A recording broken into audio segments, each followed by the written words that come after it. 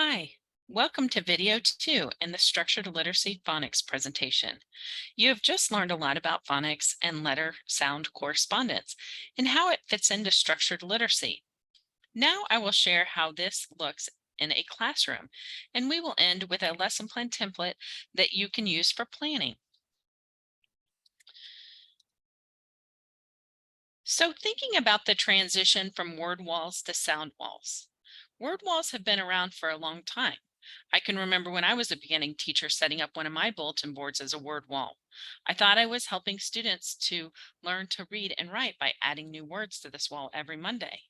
The focus was around an initial sound, but there were words like she and no, where we heard the N, not the K. I would say these words did not follow the rules, so we'll have to learn them by sight.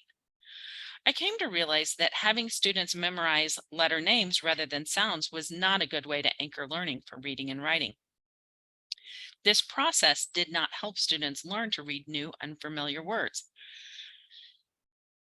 So, transitioning to a sound wall, which is a place where different speech sounds, phonemes, are displayed. It supports students by focusing on the articulation of sounds and phonemes and the various letter patterns that represent the sounds, phonemes, and words. The phonemes can be displayed in groups. There is a consonant sound wall and a vowel sound wall, often referred to as vowel valley. Typically, there is a list of different spellings for each sound under or next to the phoneme cards, and sometimes a word list is also included. It is good to also include the mouth formation visual so students can see what their lips, teeth, and tongue should be doing to make that sound. So here's an example of vowel valley. Vowel walls include different phonemes associated with vowels that are arranged in a valley formation that mirrors the opening of the mouth that occurs when different vowel sounds are articulated. The vowel valley is a chart that helps put this awareness into a visual representation of mouth and movements. You'll notice on the slide there's a example of a file folder that kids could use during small group time or centers.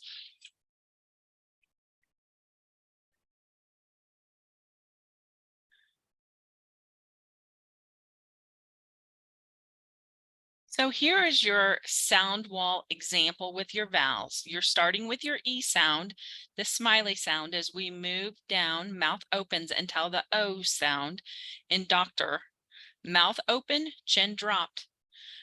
Then you move up the right side, mouth and lips change, closing more. You have your diphthongs on the lower left and your R controlled on the lower right, and your schwa sound is at top. You'll notice that it includes a letter sound and picture to represent, and you can choose your picture. So for example, for the E sound, we have feet.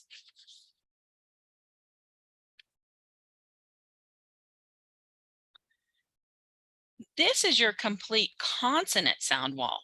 You'll notice that voiced are bold and shaded, unvoiced are not. Left are the front of the mouth and move to the back and then further to the throat, which is the far right side.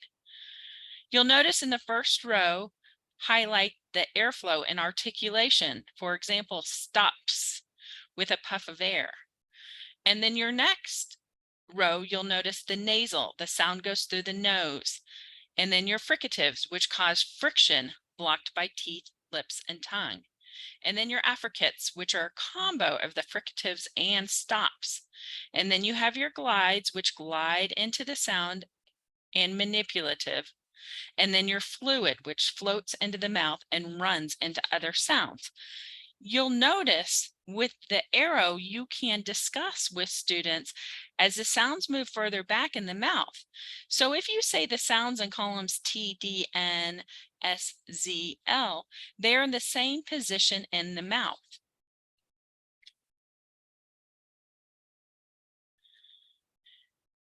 An irregular word is a word that can present a challenge for decoding.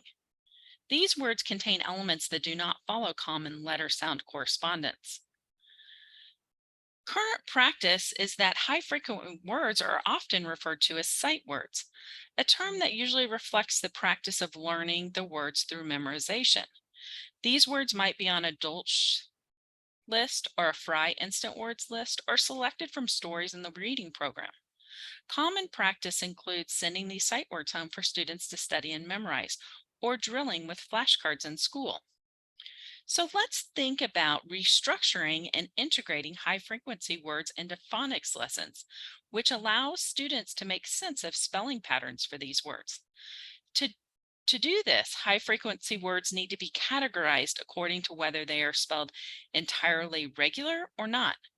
Restructuring the way high frequency words are taught makes reading and spelling words more accessible to all students. Children do need to know about 10 to 15 very high frequency words when they start phonics instruction. However, these words can be carefully selected so they are the essential words that are not decodable when the short vowel pattern VC and CVC are taught. Words such as at, can, and had are easier for students to learn using phonics than by simply memorizing them. For instructional purposes, high frequency words can be divided into two categories: those with phonetically decodable and those with irregular spellings. We call high frequency words that are regularly spelled and thus decodable flash words.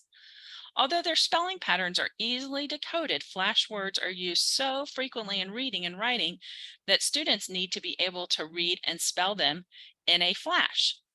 Examples of flash words at the CVC level are can, not, and did.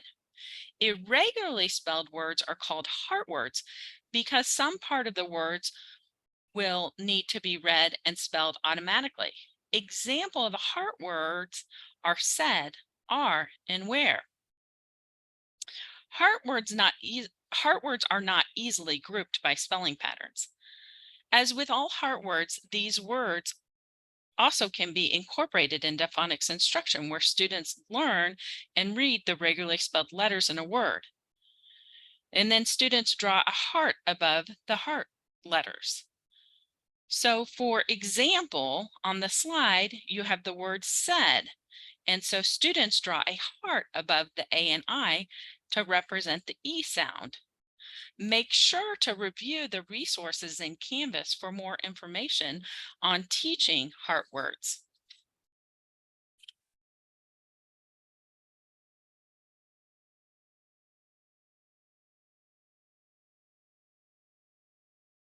So how do students go from sounding out every printed word to knowing sight words? The process of storing a word permanently in memory for instant retrieval is called orthographic mapping. Research suggests that we scan every letter of every word we read. Our brains use what we know about letter-sound relationships, plus our awareness of speech sounds to map letter patterns and words together as units. These units are stored in long-term memory. So how do children turn a printed word into a sight word?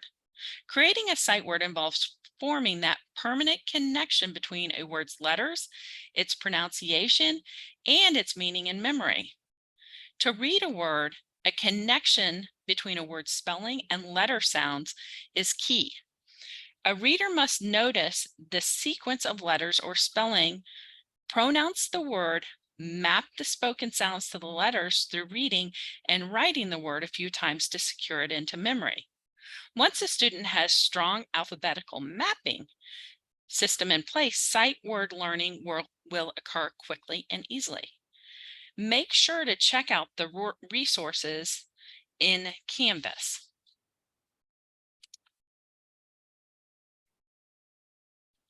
So here's a lesson plan template that includes key elements that can be taught over multiple days. Make sure to always use the principles of structured literacy that you learned about in video 1. Remember the how? In your lesson plan, you're including phonemic awareness, or the ability to notice and manipulate individual sounds in spoken language. This is an essential building block for later decoding skills.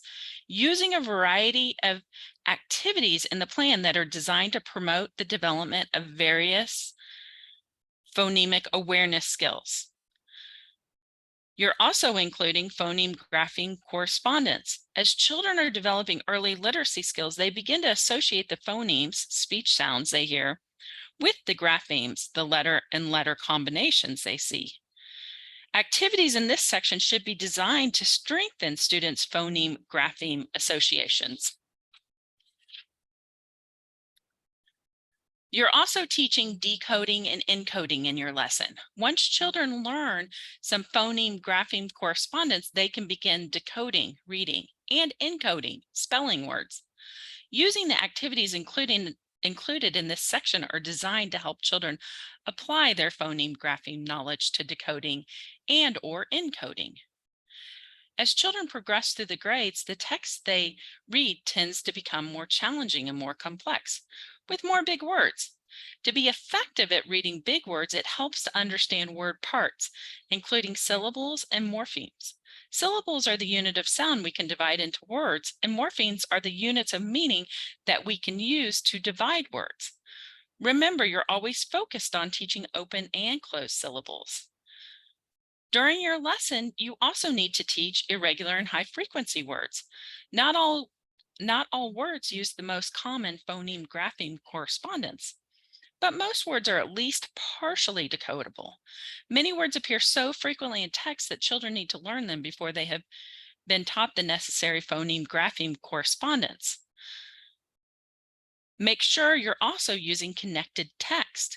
Reading words in isolation is important for practice for building proficiency, but students also need ample practice in reading in connected text.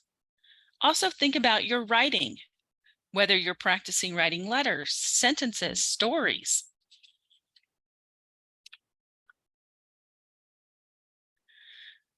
Here's a kindergarten sample of 5 days of activities. So think about most children in kindergarten are learning the sound system and how print works, including phoneme, grapheme, that sound-letter relationship. They use that knowledge to begin to read and spell words. The activities for kindergarten are focused on these foundational skills. So as you look at the sample 5-day sequence of activities, you're seeing that each daily lesson is including an activity for phonemic awareness, so a sorting game, Elkonin boxes, say it, move it. You're also seeing the phoneme grapheme. Make sure to consider your scope and sequence, which we do have a resource in our Canvas site for this. You're including a visual drill and an auditory drill in your lessons, as well as decoding and encoding with activities such as blending drills, word sorts, word maps. You're practicing your irregular heart words and high frequency words. You're using connected text. You're also connecting these skills in writing.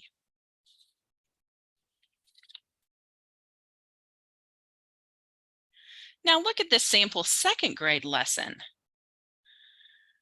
In this sample of 5-day lesson, 2nd grade students are becoming proficient at linking speech sounds to letters to make words and learning to decode words with greater accuracy and automaticity.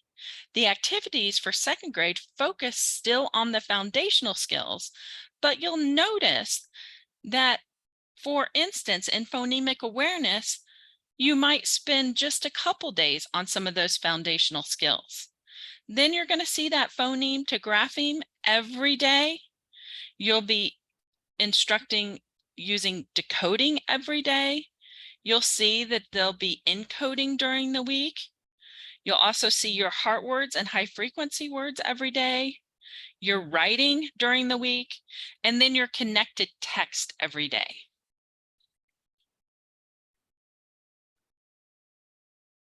And this is just a sample as visual reminders in a lesson for what is next. You can also access this resource in the Canvas site as well. There's also a sample lesson plan for the 2nd grade lesson in Canvas as well. So you can see the entire sample lesson and you can see a video of a teacher teaching this lesson. So the video is teaching in a virtual environment, but you can really see how the teacher goes through all the components of the sample 2nd grade plan.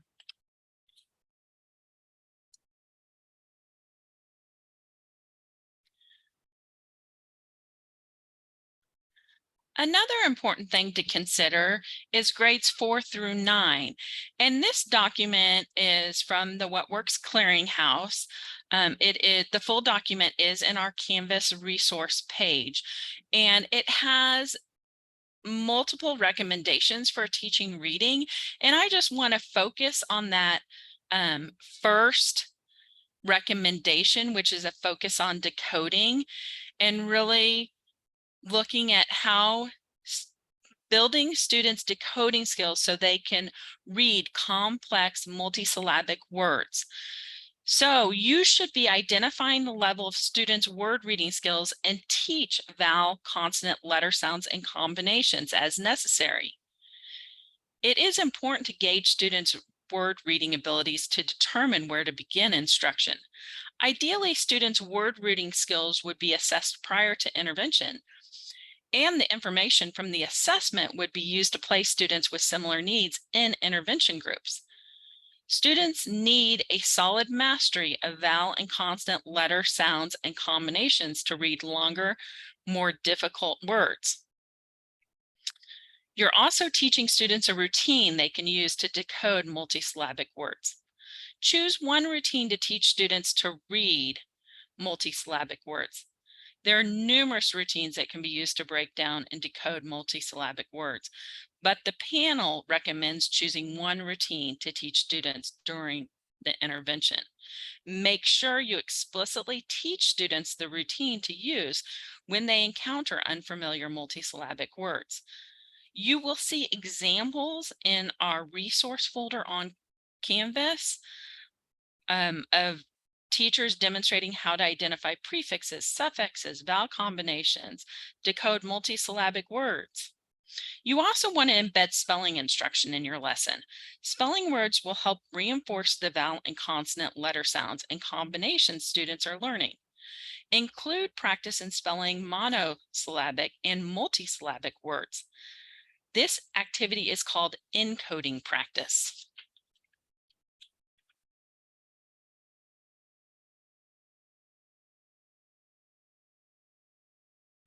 Make sure you're always engaging students in a wide array of activities that allow them to practice reading multisyllabic words accurately and with increasing automaticity. Provide multiple opportunities to engage students in routines to build automaticity. Present an array of word reading activities that can be used during an intervention lesson to build automaticity. So think about, as an example, for a warm-up, you might practice in vowel combinations in the multisyllabic words that students are going to encounter in a word list or a section of the text for the session. Ask students to underline prefixes and suffixes in each word, and then read the prefixes and suffixes aloud as a group. Ask students to write words by adding prefixes and suffixes to a base word.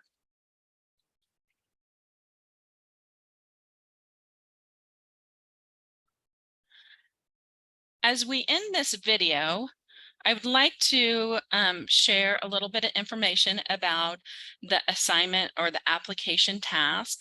There will be more information in Canvas to create 2 5-day unit plans. One will be based around language and one based around word recognition. If you choose to do phonics as your word recognition lesson, make sure you're providing the standards, the objectives, the assessment, all the materials. Follow the structured literacy template provided in this module or one that is used in your district. All unit plans will be available on KSDE in the future. You will also include a self-reflection, which will not be posted or available in KSDE. And so you will be able to find more information about that in the modules on Canvas. So I appreciate you listening to this video. And again, please make sure that you go into our Canvas resources and access all the resources and different videos modeling best practices used when teaching phonics. Thank you.